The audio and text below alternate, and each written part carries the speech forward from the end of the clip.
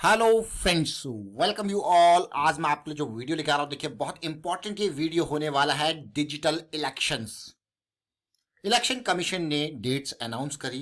अब देखिए यूपी पंजाब जैसे बड़े बड़े राज्यों के चुनाव आपके सामने हैं। यूपी हो या उत्तराखंड या हो पंजाब, बड़े बड़े राज्य, क्योंकि यूपी जो है यानी कि उत्तर प्रदेश अपने आप में बहुत ही जबरदस्त, मैं कहता हूं इसको, अगर चुनावी बात आती है और बिल्कुल सत्ता का सफर कहीं से शुरू होता है केंद्र का, तो वह है उत्तर प्रदेश। बहुत इंपॉर्टेंट। लेकिन यहाँ पे हम कोई इलेक्शन के ऊपर डिबेट या डिस्कशन करने नहीं आए हैं, लेकिन डिजिटल इलेक्शंस बहुत इंपॉर्टेंट। इलेक्शन कमीशन ने क्या कहा है, रैलीज एंड ऑल, घर घर तक जाने के लिए बहुत सारे कम लोग होंगे जो डोर टू डोर यहाँ पे कैंपेनिंग कर पाएंगे। Rallies, bike rally and all, बहुत सारी चीजों को अवॉइड किया जाएगा कोविड के नॉर्म्स के हिसाब से।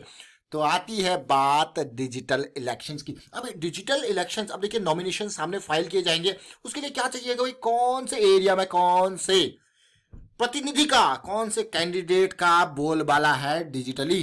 देखिए एक तो होता है चीजें सामने सामने, अब चीजें बदल गई हैं डिजिटली। उसके लिए निकल के आता है डेटा एनालिटिक्स। अब आप कहोगे यार डेटा एनालिटिक्स क्या चीज है। देखिए पिछले 2-3 साल से मैं आपको रेगुलर बेसिस पे इन 2-3 चीजों के बारे में बार बार बताता था। Artificial intelligence, machine learning, internet of things, data analytics, बहुत इंपॉर्टेंट। ये जो 2-3 साल पहले आपको थोड़ा सा लगता होगा यार ये क्या चीज है, कैसे कैसे, लेकिन अगर आप देखोगे अभी कोविड के बाद ये क्या सिचुएशन होगी। पढ़ाई ऑनलाइन, सब कुछ ऑनलाइन, इलेक्शंस भी देखिए, और आने वाले टाइम पे मुझे लगता है वोटिंग भी ऑनलाइन भी हो सकती है ब्लॉकचेन टेक्नोलॉजी लगा के।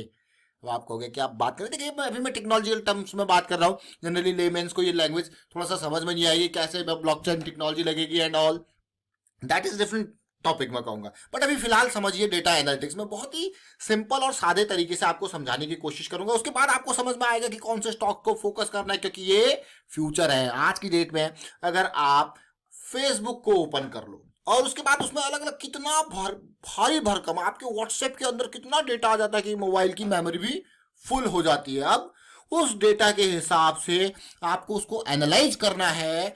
आपको उसको एनालाइज करके यहाँ पे कुछ ऐसा मीनिंगफुल चीजें निकालनी है, ताकि वही नहीं, इसी तरीके से अपने एरिया के जितने भी व्हाट्सएप वाले लोग हैं कि भाई उनके डेटा को एनालाइज, व्हाट्सएप एक जस्ट एग्जांपल ले रहा हूँ, फेसबुक के तरीके से उनको एनालाइज करके कि भाई कहाँ पे किस चीज का बिजनेस अच्छा हो सकता है। ये सारी चीजें एक बहुत ही सिंपल तरीके से आपको बता रहा हूँ। आपको कहीं पे दुकान ओपन करनी है, वहां पे आप देखोगे भाई कौन सी चीज का बिजनेस अच्छा हो सकता है, कौन सा कस्टमर वहां पे ज्यादा है। तो ये सारी चीजें ये धीरे धीरे करके ये सब कुछ आता है डेटा एनालिटिक्स के अंदर। आज आपको दिखाएंगे एक स्टॉक डेटा एनालिटिक्स के ऊपर, जिसके ऊपर ज्यादा फोकस रहने वाला है आने वाले टाइम पे।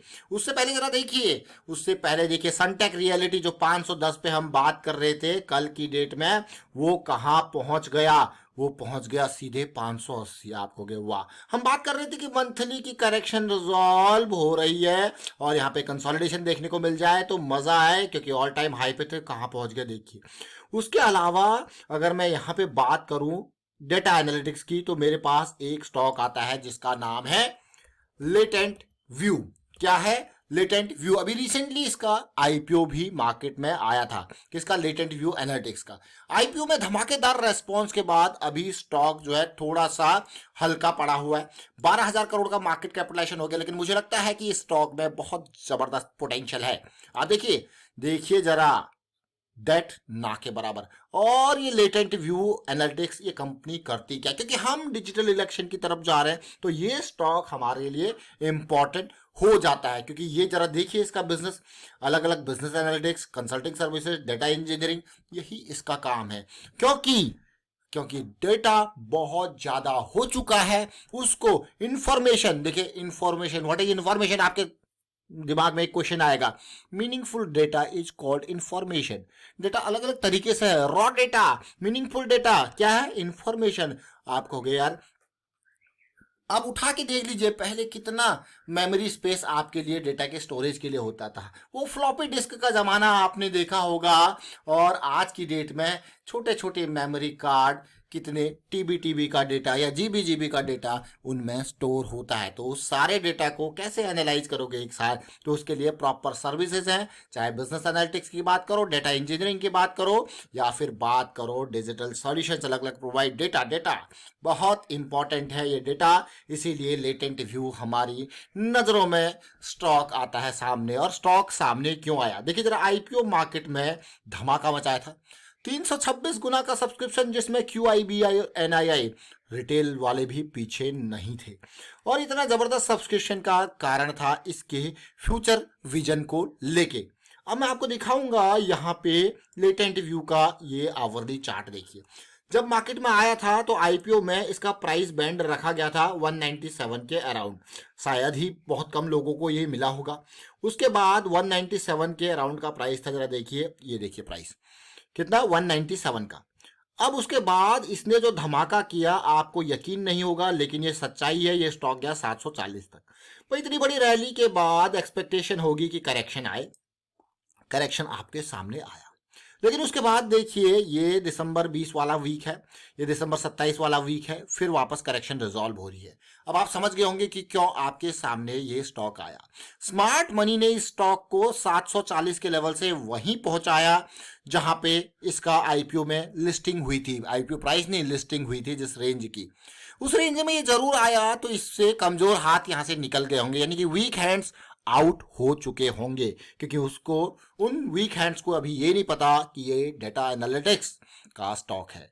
क्योंकि डेटा एनालिटिक्स का जब ये स्टॉक है तो वो निकल चुके होंगे और यहाँ पे स्ट्रॉन्ग हैंड ऑलरेडी पार्टिसिपेट करने लग गए हैं।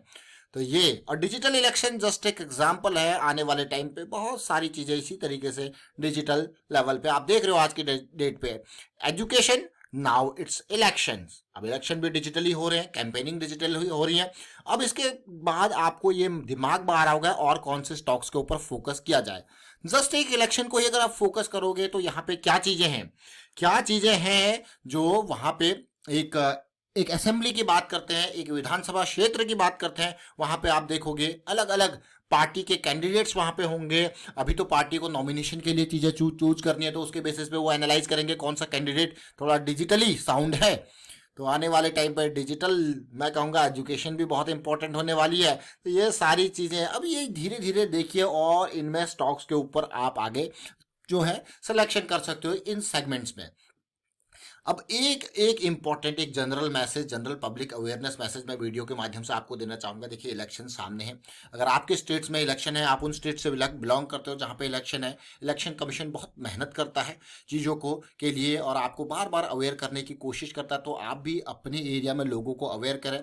वोटिंग करने के लिए जो भी कैंडिडेट आपके एरिया में हो, तो भाई वोटिंग करने के लिए देखिए, थोड़ा सा आप खुद जानते हो अपने एरिया की प्रॉब्लम्स एंड ऑल के बारे में, तो देखिए कौन सा थोड़ा सा, मैं कहूँगा, कैंडिडेट जो है वो सही सा हो, और साथ के साथ वो आपके एरिया की जो भी इश्यूज है उनको रिजॉल्व करने में, थोड़ा सा फ्यूचर विजन देखने में, उसमें थोड़ा सा आपको लगे कि हाँ सही है, तभी जाके उसको वोट दें। और लोगों को भी अवेयरनेस स्प्रेड करते रहे कि हाँ, वोट का आपको लगता होगा कि कीमत बहुत कम है, लेकिन जब आप देखते हो कि कंसोलिडेशन बेस पे बहुत ही बड़ा जब वोट काउंट होता है, आप एक को समझाओगे 50 लोग और दूसरों को समझाएंगे, तो डेफिनेटली अच्छा कैंडिडेट आगे जाना चाहिए। जब अच्छा कैंडिडेट आगे जाएगा तभी यहाँ पे कुछ डेवलपमेंट आपको देखने को मिलेगी। अब ये मत सोचना मैं किसी पार्टी का यहाँ पे चुनाव प्रचार कर रहा हूँ, बिल्कुल भी नहीं। आपकी समझबूझ, आपकी अवेयरनेस बहुत इंपॉर्टेंट है। चलते हैं लेटेंट व्यू के ऊपर।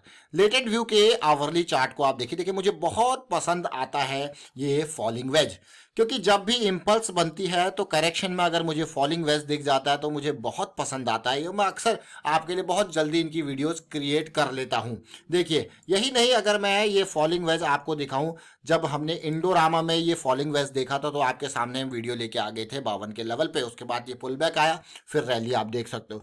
सनटेक रियल्टी में हमें फॉलिंग वेज दिखा था तो हम आपके लिए वीडियो लेके आ जाते हैं। देखिए, ये फॉलिंग वेज, ये करेक्शन रिजोल्यूशन जो हमें बहुत पसंद आता है। इस तरीके से, इसी तरीके से वापसी के टाइम पे हमें दिखता है राइजिंग वेज। फॉलिंग वेज और राइजिंग वेज बहुत पसंदीदा स्ट्रक्चर्स हमारे लिए है। तो लेटेंट व्यू का करेक्शन रिजॉल्व हो रहा है, आप डेली टाइम फ्रेम पे इसको देख सकते हो, क्योंकि इसमें ज्यादा चार्ट था नहीं, इसीलिए मैंने आपको आवरली चार्ट के ऊपर भी फोकस करवाया। तो सिचुएशन काफी पॉजिटिव होती हुई लेटेंट व्यू की, लेकिन लेटेंट व्यू को आप छोटे टाइम फ्रेम के हिसाब से नहीं, मैं कहूंगा इसको लंबी दूरी की मिसाइल समझ के चलिए, ब्रह्मोस काइंड ऑफ मैं कहूंगा इसको सिचुएशन।